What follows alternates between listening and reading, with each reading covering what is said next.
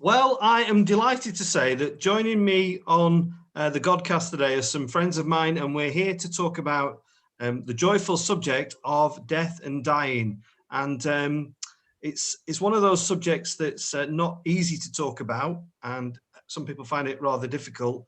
Hence, that's the reason why we're having a chat about it today. And I've got some wonderful guests, and I'm just going to ask them to introduce themselves. Linda, let's start with you. Let's just introduce yourself.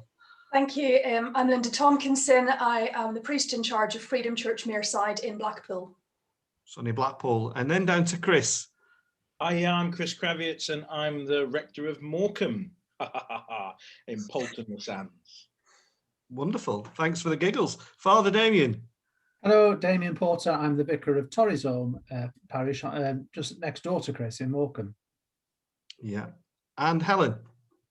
Hi, I'm Helen Houston. I'm not a vicar. I'm a chaplain at the local hospital in Blackpool and the local hospice as well. And finally, Kat. Hi, I'm Kat. I'm a vicar with L plates on, trainee, working with Father Alex here in Burnley. Yes, and Kat's an experienced old hand at this Godcast. You will recognise her from the one that we did on heaven. So yeah, we're here to have a chat about death and dying, and I want to just start by asking you about some of the challenges that you've had in your roles and in your geographical area of Lancashire regarding death and dying in the context of COVID-19. Linda, how's the things been or different for you over the last year or so? Certainly has been different. I think one of the things that stands out in mind when you ask that question, to understand that I'm a priest in charge of a church plant.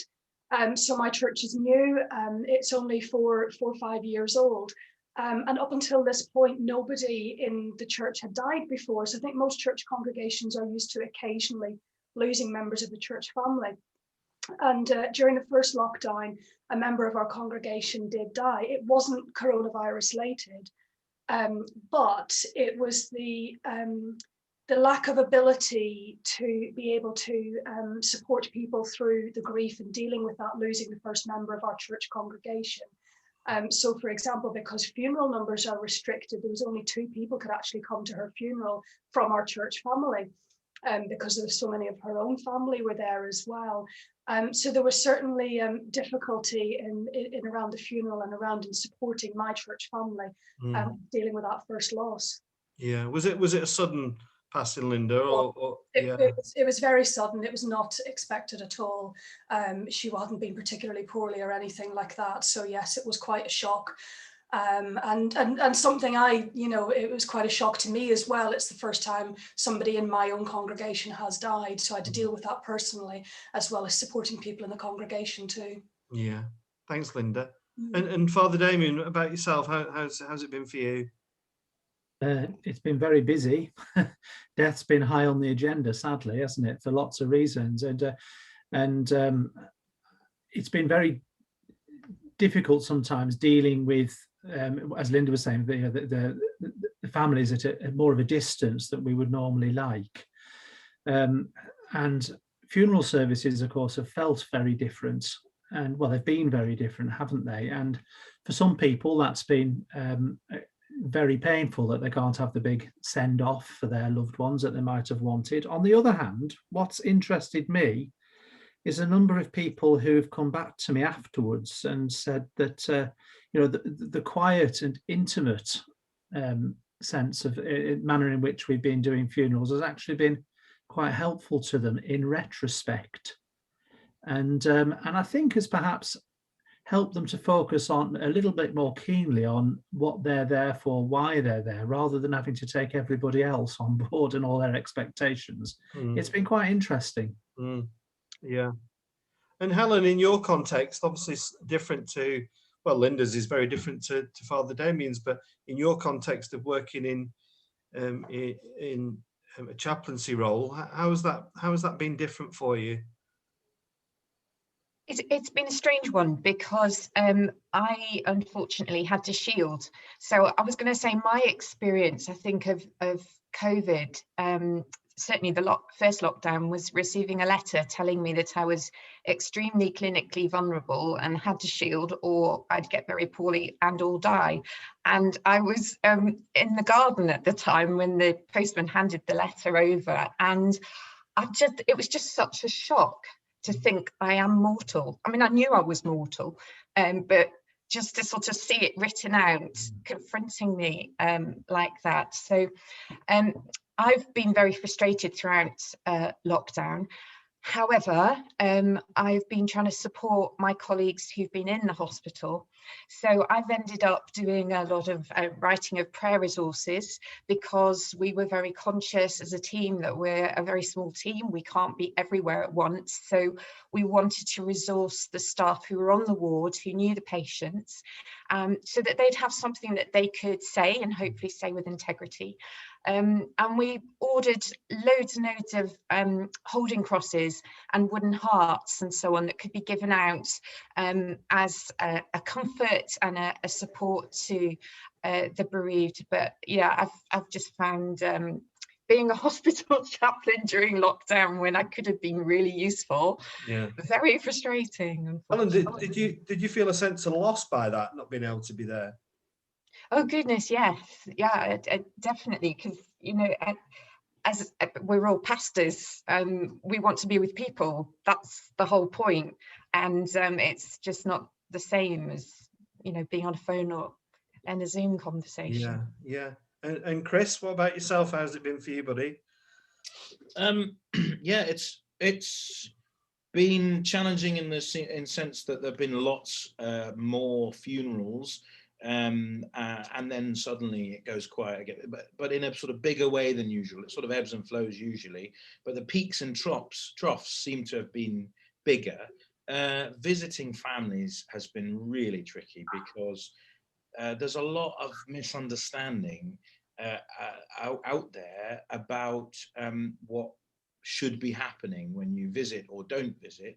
And with the best will in the world, people are not primarily thinking about COVID. Once you've got over the initial, well, I shall wear my mask and I shall sit over here. Once you've done that, then everyone seems to forget it. And to be the one who reminds people, actually, if you could just stay there while we do this, or it's actually quite awkward, because you so often when you're doing a funeral visit, you're the professional in the room, aren't you? And so they look to you and say, well, you'll think of something, Vicar, won't you? And you think, yeah, all right, I'll have a go. But then you're also the professional in the room, and somehow there's some sort of responsibility for where everybody sits in someone else's front room.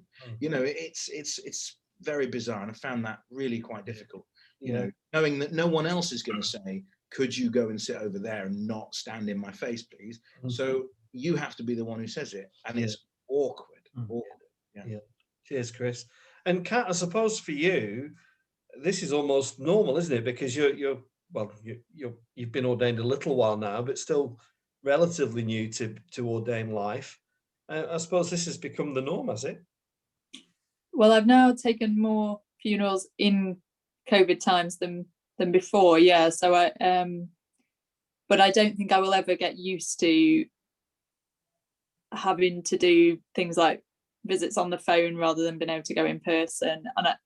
And I certainly don't think any of us should ever want to get used to numbers being limited and physical contact being limited at funerals. I mean, it's just against every human instinct, isn't it, to try and offer someone comfort from 2 meters away wearing a face mask. And my heart just goes out to everybody who's lost someone close during this time, because you want a hug, you want someone to pass you a tissue, and all of these things that we've been forcing ourselves not to do to try and keep each other safe has been really difficult, I think, for everybody. Yeah, I think there's a lot to be said for the kind of the emotional and the hugging. I recently had one where I was the first kind of face-to-face contact with somebody who'd lost a loved one because they were self-isolating, and the outpouring of grief was significant, I would say, to what may have normally have been the circumstances. Can I just ask if any of you share my concern about after the pandemic, as a lot of people are kind of very optimistic now about this pathway to normality, whatever that is. But do you think there's going to be a bit of work, or I'll say a bit, or maybe a lot of work to do in the months ahead of us? I'm certainly concerned for my NHS colleagues. They've been through a horrendous time. Our palliative care team that's been working, supplied by Trinity Hospice, but working at the hospital, have literally gone from deathbed to deathbed to deathbed in very difficult circumstances, having very intense conversations with loved ones who can't be there. It's been incredibly distressing. So yeah, from my point of view, I worry for my colleagues going forward, because I think there will be a price to pay. There's only so much emotional energy you can put into a job like that. And if you don't get the rest, you don't get the respite, then yeah, I do worry for them and I pray for them. Yeah, I had a conversation on Sunday evening actually with somebody who's part of our congregation, who works on one of the COVID wards in Lancaster, and she was echoing, Helen, much of what you're saying about how difficult it's been. You know, they're used to getting people better, and it's been you know, person after person after person that's just struggled and died and lost, and dealing with the families and all that. And I was talking again this week with the guy who's the chapel attendant at our crematorium here. We were comparing it to perhaps what the troops might have felt like when they came out of places like Afghanistan, and how you know, it's a very different thing, of course. But there's going to be a lot of stuff to deal with, post-traumatic things of all kinds, aren't there? Lots of people needing lots of support. And alongside the NHS staff who are amazing, I think some of the other amazing people through all this are our funeral directors, who are having to deal with people at a much faster pace, perhaps without the time that they'd normally be able to give to people. And I think that's something where I've certainly sort of been very aware as a priest of how important it's been actually to try to make more time to be with people through the journey of bereavement in these recent times. Yeah. Anybody else? I certainly think there's going to be an issue with like delayed grief. If you've lost a member of your family that you don't live in the same house as, then you probably won't have been into that house since they have died, and it's only like when restrictions are lifted and we're allowed to go back in, it's almost like it's going to happen all over again. You've got to get used to that house without a parent that you've lost, for example. And there's definitely going to be a delayed and then having to grieve all over again. And what I've also heard a lot is, because a lot of people are not able to have wakes in the way that they would normally do, they'll say, oh, we'll do a memorial service next year whenever we're able to. So I'm expecting a demand for memorial services on top of whatever the normal workload will be next year anyway. So yeah, I can certainly see that being an issue. Yeah. And Chris, what about, you know, the personal toll it takes? I mean, I think Helen's talked about it in the NHS context, but I'm certainly feeling it. And what do you reckon, buddy? Yeah, it's exhausting to be kind of on. Just as you asked me, somebody is phoning me, of course. It's exhausting as all the screen shifting. It's exhausting to be kind of in that position. You want to get it? All the time.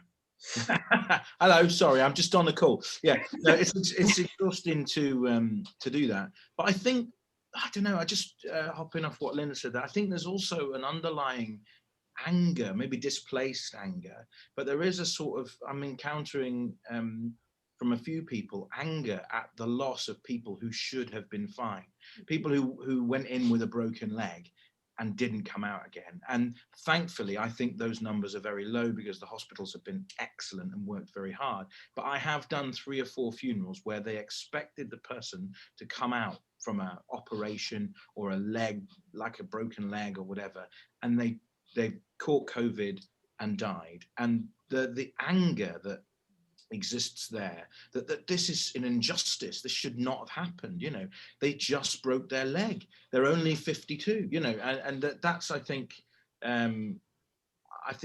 that's even more taxing, because you've got to navigate the emotion of grief, but then it comes with this sort of righteous anger that this should not happen in this time and whatever.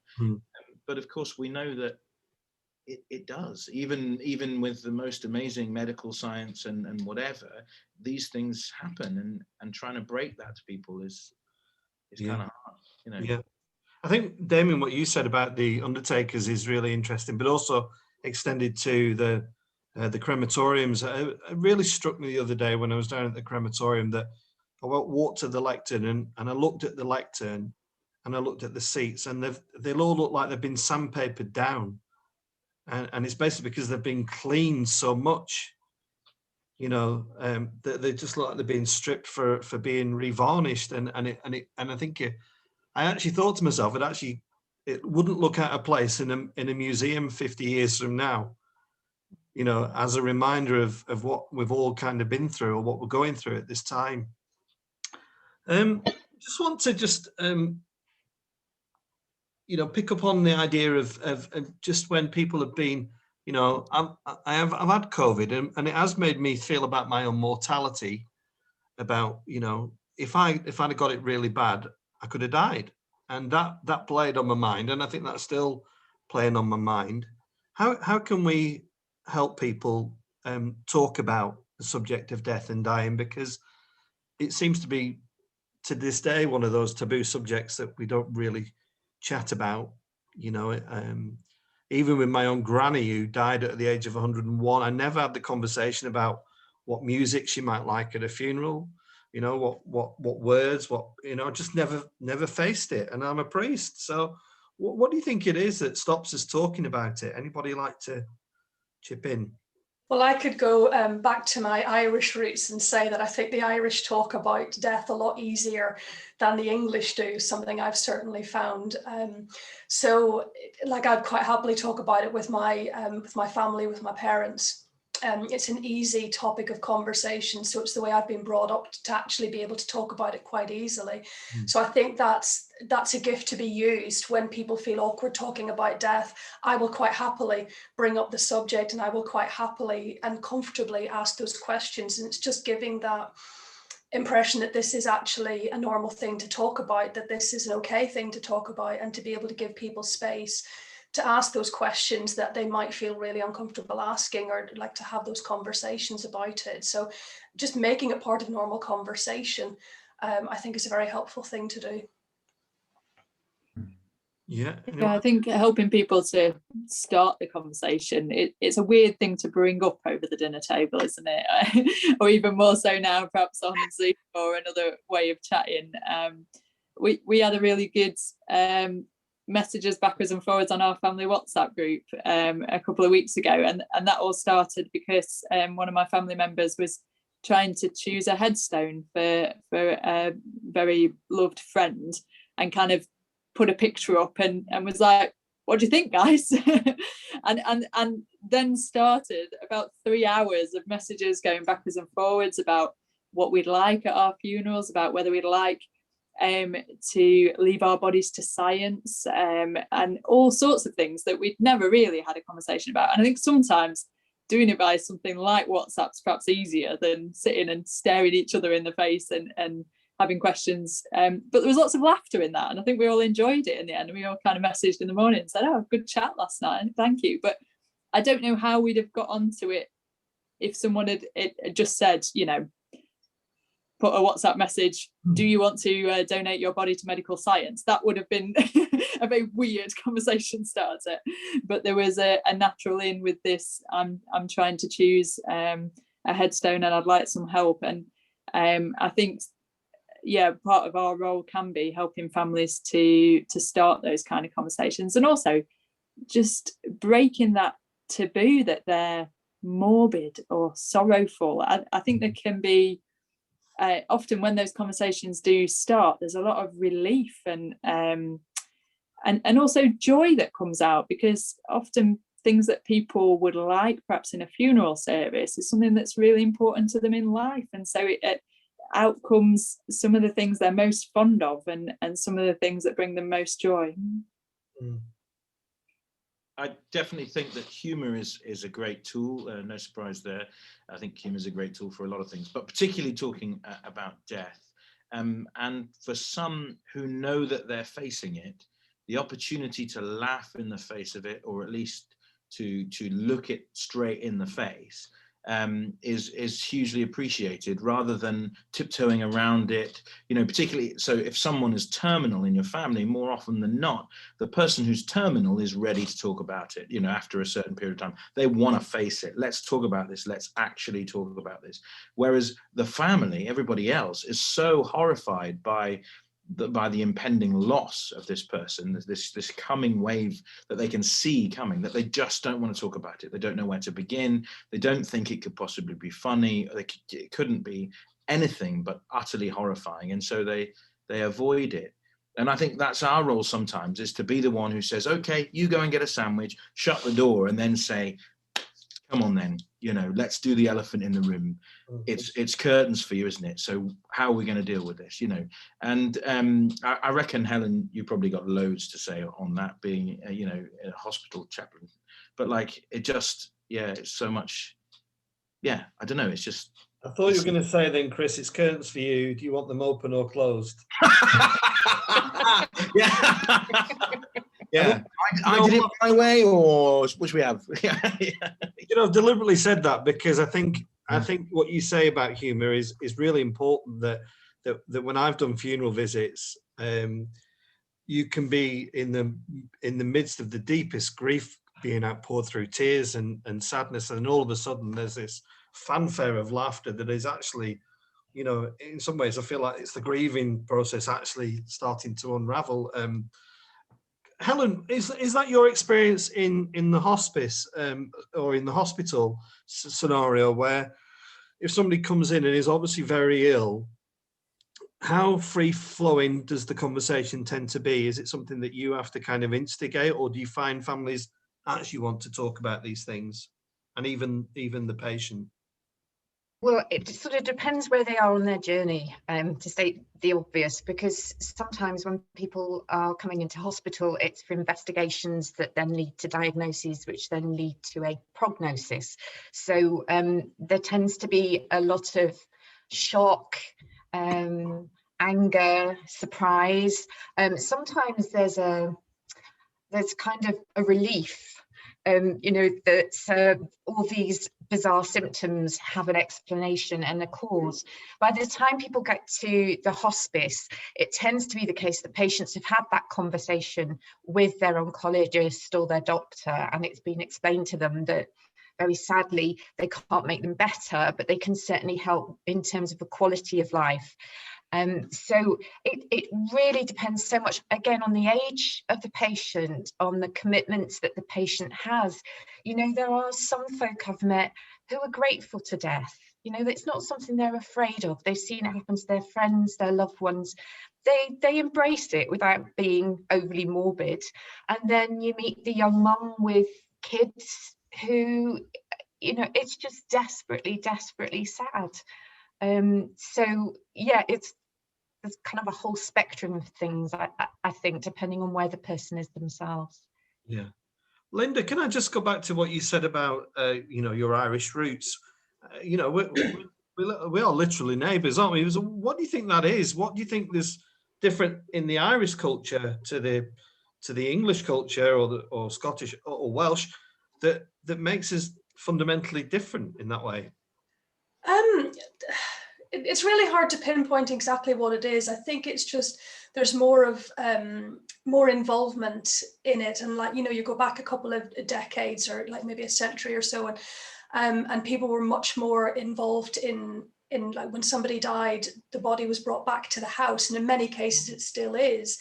and is laid out on the family bed, the bed that they've slept on for decades, and people will come and visit, and they will come and see. I remember the first time taking Pete, my English husband, to an Irish family funeral, and we walked straight into my uncle's bedroom, and there he was laid in his coffin with the lid off, and like the kids were running in and out and putting flowers into the coffin and things like that, and Pete was slightly freaked out by that, and it's okay, I'm allowed to say that.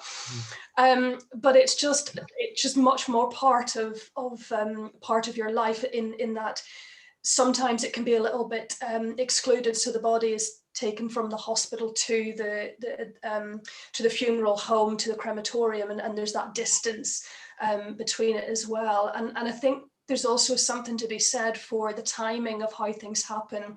From when somebody dies to when a funeral happens in Ireland, you're talking 2 to 3 days. Whereas in England, it's less than, usually not less than 2 to 3 weeks at the earliest, and sometimes longer. So I think there's a more relevance, more now. Sorry, relevance is not the right word. Imminence, I think, is the word I'm looking for. It is more in our daily lives with it, that just makes it easier to talk about. Yeah. Thanks, Linda. We just if we could just have a look at some of the questions that have come up. I've done a few grave talks in years gone by, but one question that's come up a few times, and Father Damien, maybe if you could see what you think about this, is whether when a parent's died, whether a young child should be encouraged to come to a funeral service. What's your experience of that been, Damien? When I was a child, I'm just letting stop it. Sorry about that. When I was a child, my grandmother died. I remember being told, well, I wasn't told I couldn't go to the funeral. It just wasn't even thought about. And it was something that stayed with me for a long time. And I don't blame anybody for that. It's just sort of the way things were, I suppose. And but it stayed with me for a long time. And I think the thing that hurt me was that I wasn't actually part of that decision. And if people ever asked me about whether children should go to funerals or not, my response to them is always to tell them, is always to suggest that children are part of the decision process. I think children have got a lot to teach us about grieving, actually. They seem to embrace the finality of death in a way that, well, we make it so complicated as adults and hard for ourselves sometimes, don't we? And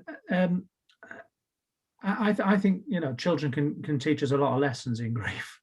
But we need to bring our children up to understand that death is part of life, and to face it in a mature and sensitive way.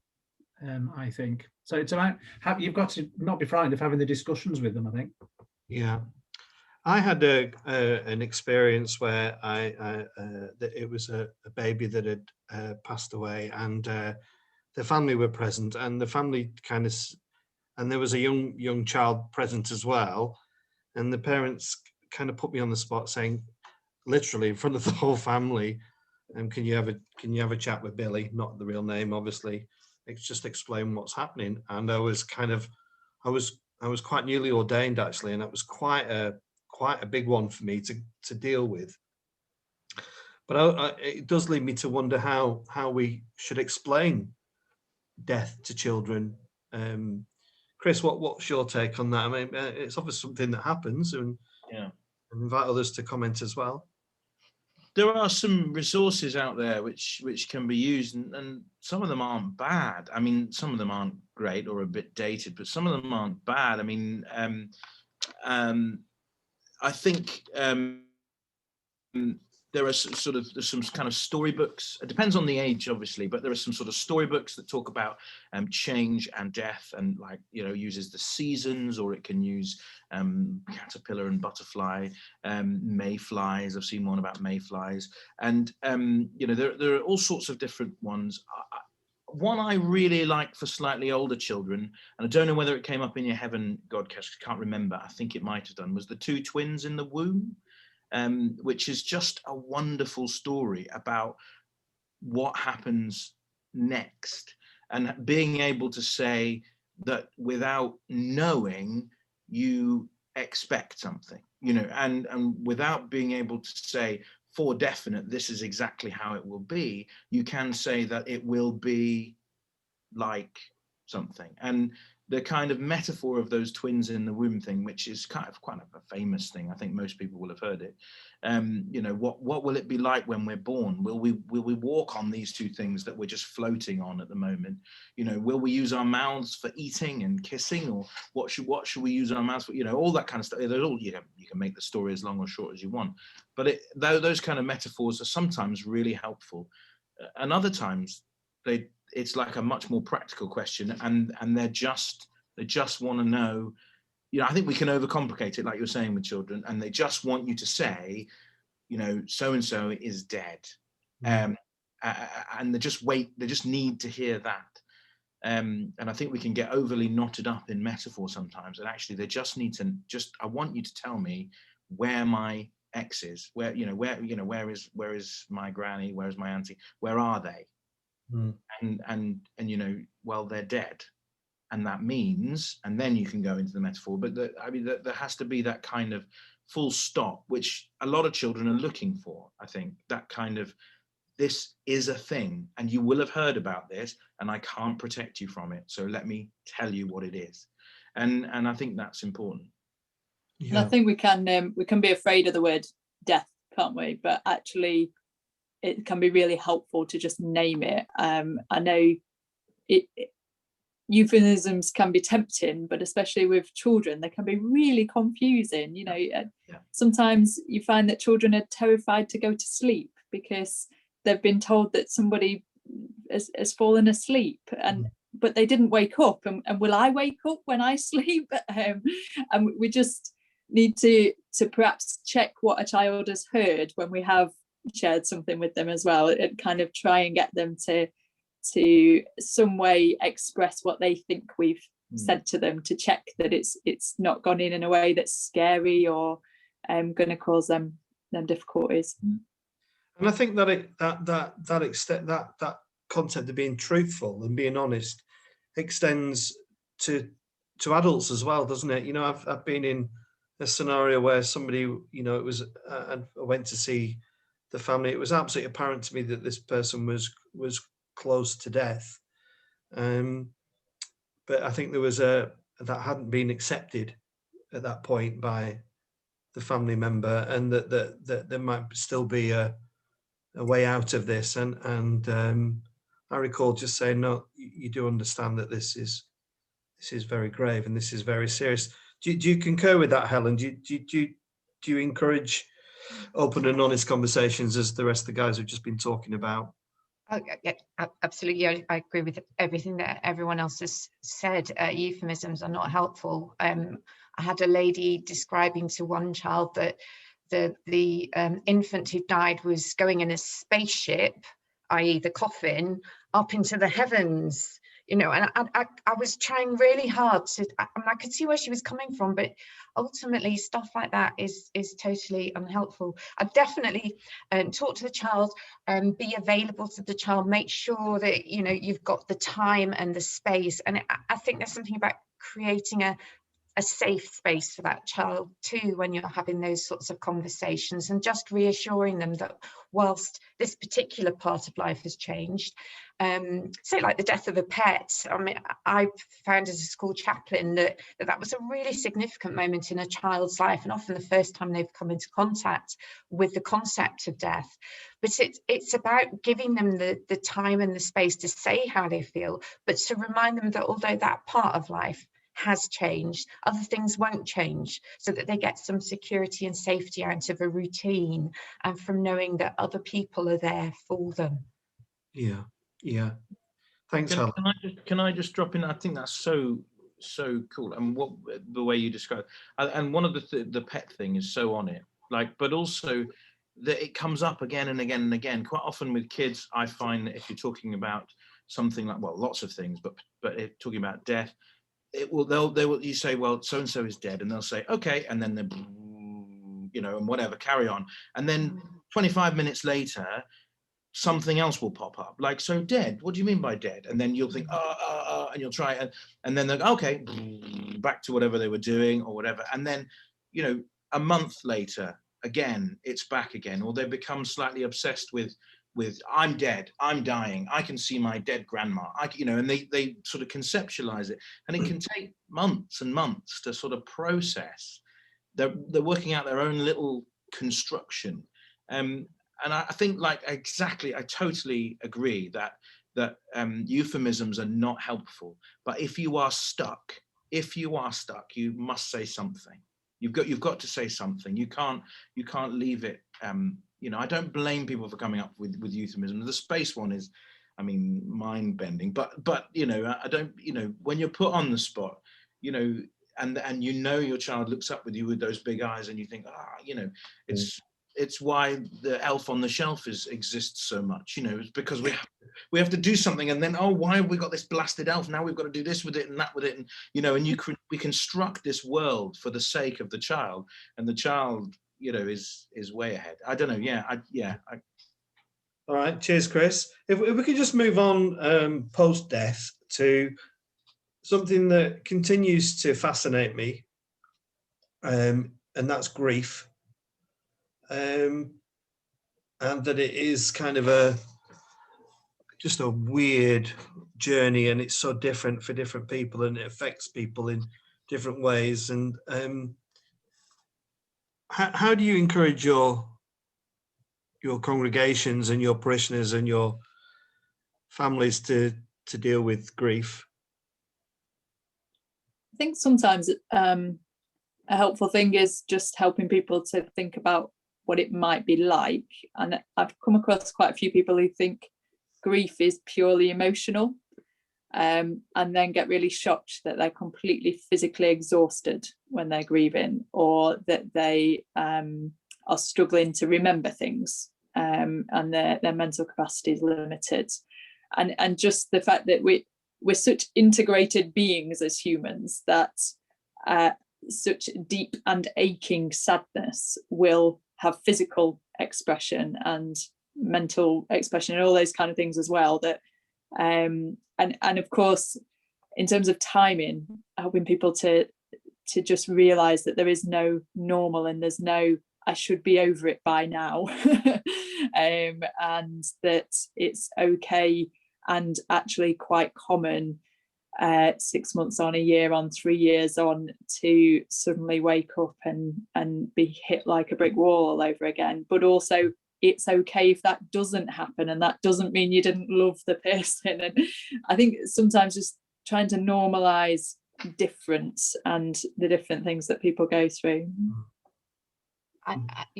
Absolutely, it's a very complicated process, isn't it, bereavement? And there are these wonderful models of grief out there, and I've known of people sort of ticking them off as they go through each bit of grief, but in reality, grief isn't like that. It is so individual. It's so dependent on the kind of relationship that you had with this person before. Your relationship with them isn't going to be somebody else's relationship.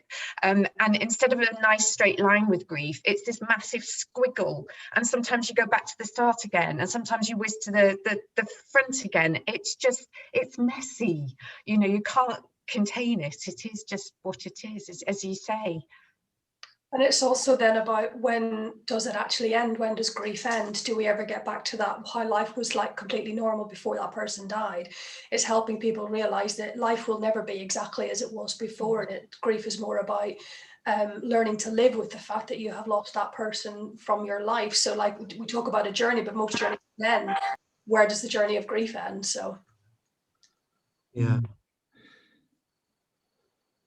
Yeah, I think it's really important that people don't feel they have to apologise for grieving. So many people will say, well, they apologise for being upset, and then they get cross with themselves, when actually, this is early days, and you've been together for 60 years and you're wondering why you're still upset sort of 3 months later, and it's a long and unending process. Perhaps it only ends when we die ourselves, I guess. And I wish we could give grief.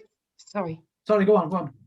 Sorry, I wish we could give grief more space in society. I mean, I'm always struck by the fact that you're given like a couple of days off compassionate leave when someone's died. You know, your whole world has fallen apart, but it's okay because you got 2 days off, so you'll get sorted. No, I'm sorry, it's a big deal. And you know, I do worry for folk that they feel that they've got it's some kind of race to get better.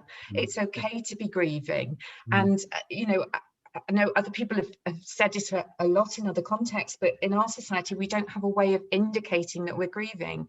You know, other societies, you dress in a particular colour or you have particular customs or rites of passage, but for us, it can almost be seen as a weakness, and that is so wrong. Your whole world has just fallen apart. It's totally reasonable to be struggling. Yeah, and I think what Linda says about life never being the same again is so true, and it's an acceptance of that. I mean, I do something that I feel is a bit weird. My grandma died nearly 2 years ago, and she lives about, her house is about 1.5 miles away. And just yesterday, I walked there with my dog and just walked past the house. And I do that quite a lot. And it gives me, I don't really know what's going on in my head, but I know that it gives me comfort to be in the area and the vicinity it was. So that's me just perhaps just expressing that we all kind of deal with things in different ways, and there is no one size fits all. It's also, I think, part of the COVID experience seems to have been as well that a lot of us are becoming very nostalgic for the past. We're needing to have that sort of like a security blanket. I know when my husband's dad died, David watched the whole of Auf Wiedersehen Pets. And then he went on to all sorts of other shows that he kind of associated with a particular time in his life. It was like he just needed to check in with himself and just get in contact with a place where he felt happy and supported again. Yeah. Thanks, Helen. I just want to ask you this question as experts and professionals, that before I had experienced any grief in my life as a youngish guy, one of the fears I had was when my father would die.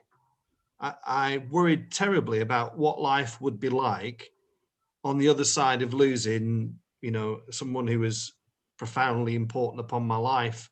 And I think there are probably people out there who are in that position that, you know, particularly during maybe the COVID experience, where they've seen, as Chris said earlier, people who were generally quite fit go to the very edge of their human life, their earthly life. And I was wondering if we could, anybody could find any words of encouragement for people who might be worrying about the mortality of their loved ones.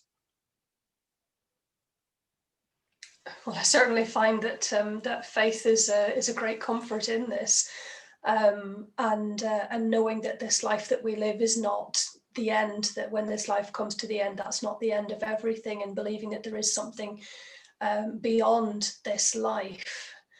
And I find especially the comfort of knowing that there is no pain or suffering beyond this life. So particularly if somebody is ill and is suffering a lot, then to know that once they have died, they are not in any pain or suffering anymore.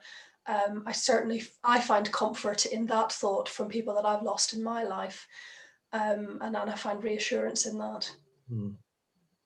I think if it's somebody younger, there's a sense that you can't look after them.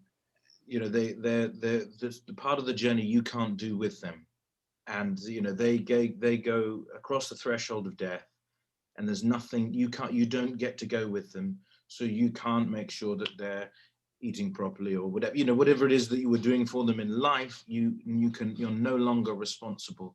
And as Linda was saying, there is a tremendous comfort for me knowing that after the threshold of death, there's somebody ultimately responsible for that person. You're handing them over to not only someone who will care for them and love them, but they'll do it better than you did. They'll do it even better than you did. And until you get there too, you know, there is a sense that they're not left on their own. And I think particularly done a few sort of infant sort of bereavement type things, and it's it's those moments where you can't put them in bed anymore and tuck them in. You can't, you know, you can't make sure that they've eaten or whatever it is, clean their teeth even. They've gone beyond that. And it's little things like that, you know, that worry us and tie us up. Who will look after, you know, in a sense. But I mean, when it's the other way up and it's a carer for you, you know, it is that sort of, like you were saying, Linda, that freedom from pain and sort of difficulty and life into something new, the comfort. So yeah. And as we're coming to the end of this really fascinating 45 minutes or whatever it is, you know, let's evangelize a little bit. And you know, I've been to humanist funerals, and I've got nothing against the ministers, but to me they're devoid of something. So what? Just let's chat about that. Let's self-promote ourselves a little bit about what we can perhaps offer and why we offer it. And what's at the heart of it. Damien, what do you think? Well, as a Christian, I don't believe that I'm made just for the here and now. You know, my goal is life in God, and that's why God's made us. It's so that we can enjoy eternity with Him. And I think actually we don't talk enough about hope as Christian people very often, about, you know, the hope that faith gives us. And I just think that's so very important.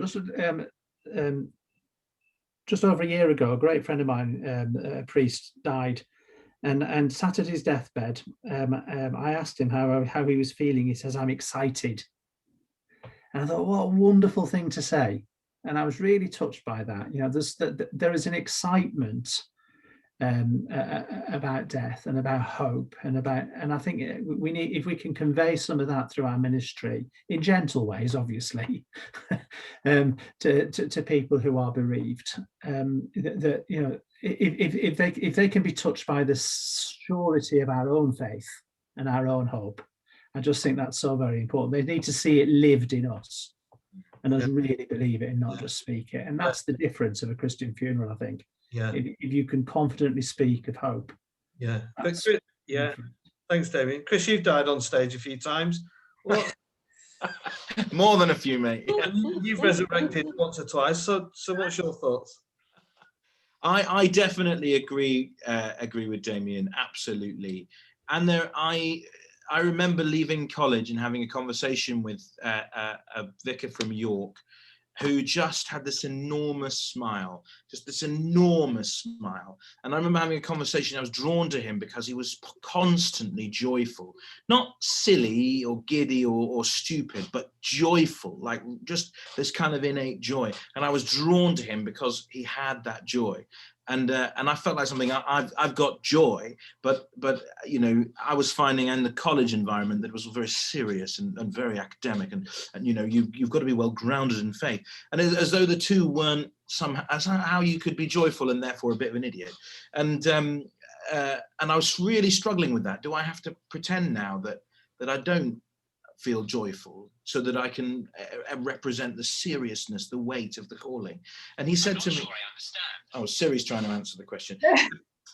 and he said to me, "Chris, if you've got joy, that is a gift which people need to see. You know, if you are joyful, if because God gives you hope, because there is life in you, because God has given it to you, then there's joy, and share it. Be joyful, and you know, live it. And I think as a church we could do a lot more of that. Actually being pleased to be alive would be a good start, you know, and then moving on from that. I mean, I've sat through some services where I've wondered, where is the pleased to be alive here? You know, I mean, we're all looking forward to eternity with our Father, but I'd quite like to be pleased to be alive as well, you know, and I think that's part of death, is actually being pleased to be alive as well. I mean, obviously we can't all inhabit it all the time. There is a lot of sadness. Yeah. But there's a joy in the freedom that God loves me. Yes. Yeah. Cheers, Chris. Linda? There's certainly something about God being our anchor in life, being that one true, unchangeable. and that unchangeable carries through you into eternity. And it definitely echoes, Chris, what you've just said about having that joy. For me, that's very close to peace, and having that in my life. Let's face it, the world is in mess, the world is in chaos. What we have to deal with as human beings in our day-to-day walk in life is just crazy if you step back and think about everything that we have to go on in normal times, like not least in what's actually going on in the world at the minute. And actually, it would be very easy to just be caught up and swept away in all of that. But for me, my faith is that anchor that actually says, do you know what? Whatever happens in the world, you're going to be okay. And it's going to be okay into eternity. And that anchor, that peace, that joy, that faith that I have in my life is what carries me through every single day. Yeah. And I look forward to eternity with God in that as well. Yeah. Thank you. Yeah, I think we have a duty as Christians to die well, actually, to be prepared. It used to be a thing back in the 15th, 16th century. There were books written on the art of dying well, and there's a wonderful website with lots of fantastic videos and pieces of information and so on about dying well.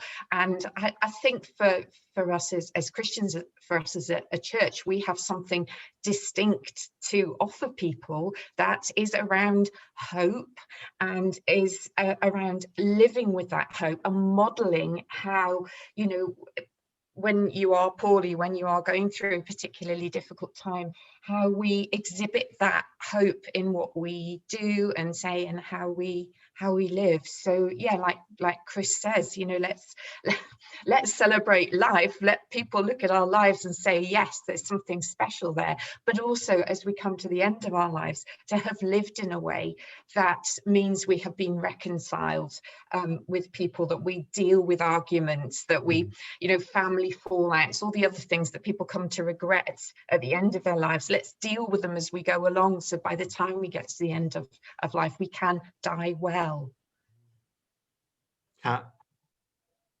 Yeah, I think the amazing thing we have to offer as well is that our God, who we talk to in prayer, who we worship, has lived a fully human life and gets it. And there's that tiny sentence in the Bible that brings me great comfort. Jesus wept. And at the graveside of one of his good friends, he cries.